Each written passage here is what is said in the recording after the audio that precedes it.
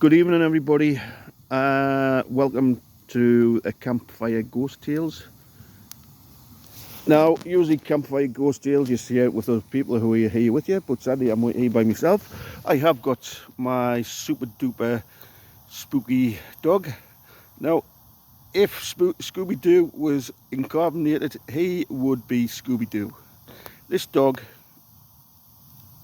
barks a good bark, but if there's anything scary, he disappears behind me, out of the way. But I digress. Anyway, campfire and some ghost stories.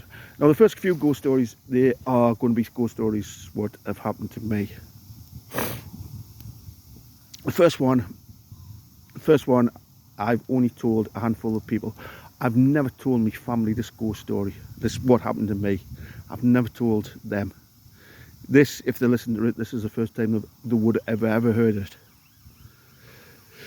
But I was about 5-6 years old.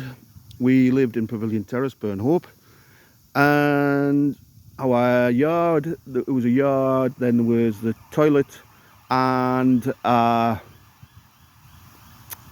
coal shed.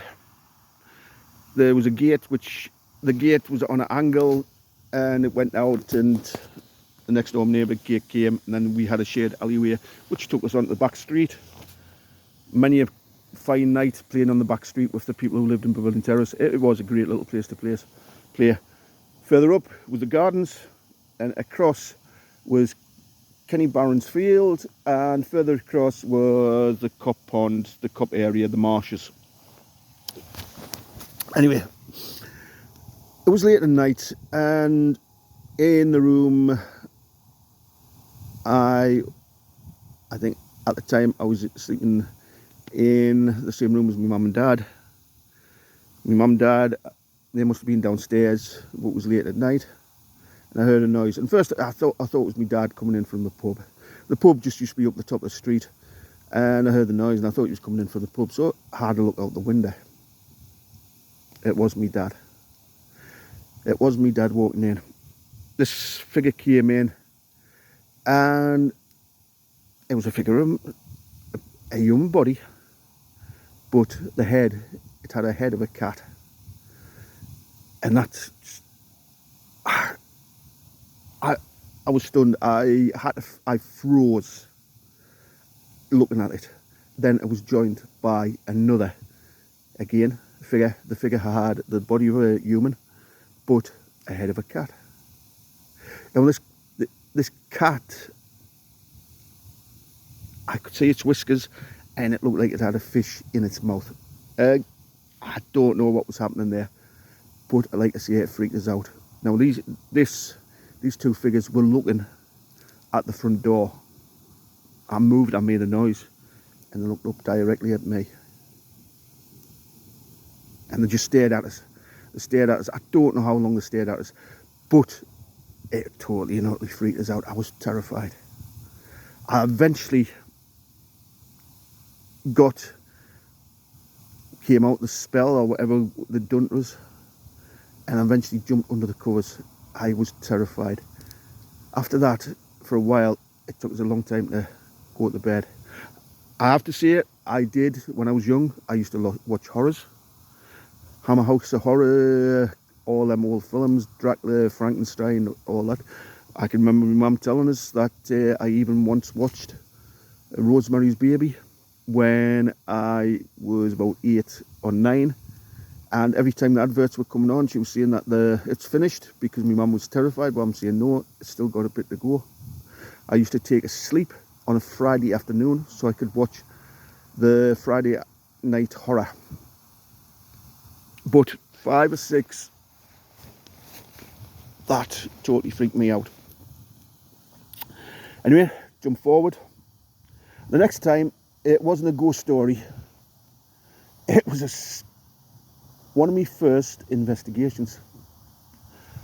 I was 10-year-old, and one of my aunts had told us about, it turned out to be Sigmund Adamski. The Alan Godfrey, Sigmund Adamski, he that said my auntie told us that somebody had been seen on his body had been found on top of a coal pit after he disappeared, and it was supposed to be aliens were taken away. And she told me to keep away from the Cup Pond in case these aliens came to take us. Now that pricked my imagination. I'd just gotten an explorer's kit for Christmas.